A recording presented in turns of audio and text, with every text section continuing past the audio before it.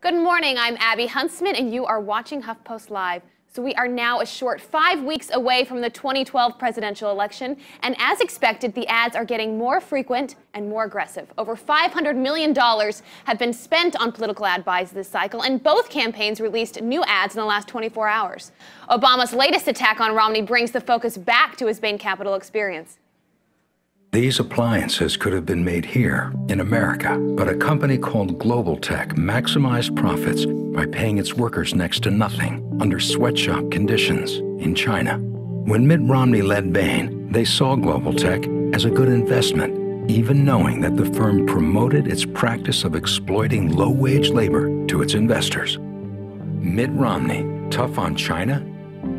Since when?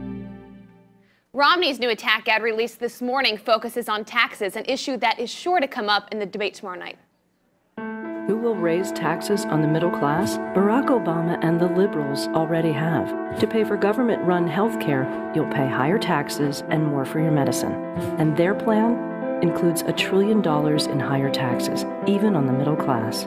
Mitt Romney and common-sense conservatives will cut taxes on the middle class, and they'll close loopholes for millionaires. Obama and his liberal allies, we can't afford 4 more years. Joining me this morning to talk more about these hot stories on Huffington Post is, of course, my co-host Mike Sachs. And in the Google Hangout, we have Alex, a chef in Astoria, Queens, New York, Kathleen, a professor at the USC Marshall School of Business, and Puya, a PhD candidate in Newport Beach, California. Obviously, Obama is continuing to hammer Mitt Romney on Bain outsourcing. And at the same time, Romney put out an ad that is basically saying that he is not going to give loopholes for millionaires. And from what I sense, Romney's very much on the defense now. You know, these ads over the summer that the Democrats put out, making Obama seem like this Bain executive that was going to fire your uncle. I think they did a pretty good job of making him appear that out-of-touch guy. And so now Romney's really on the defense, saying, I'm really not just for the rich. I really do get the middle class. This is Romney's pretty much saying, I'm for the 100%. Obama is raising the taxes for the middle class. I'm going to slash the taxes for the middle class. I'm wondering why that this is still such a wash in the media, as if there is any truth to the fact that he's going to cut taxes on the middle class.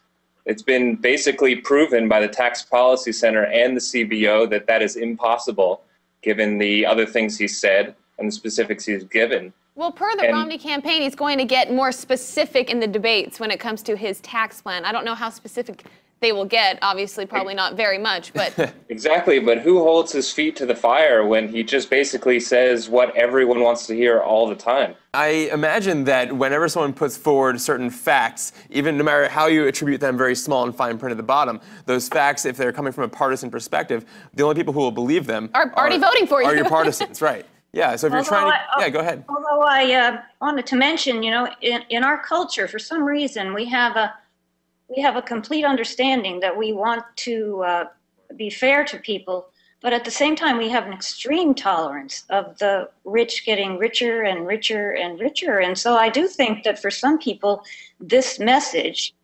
that whether it's true or not, what people look at is, I worked very hard, a good number of people, I worked very hard. They say to themselves, I should be way up here at the top and things getting better and better for me. So do we look at our culture and wonder, isn't that the basis of this whole discussion?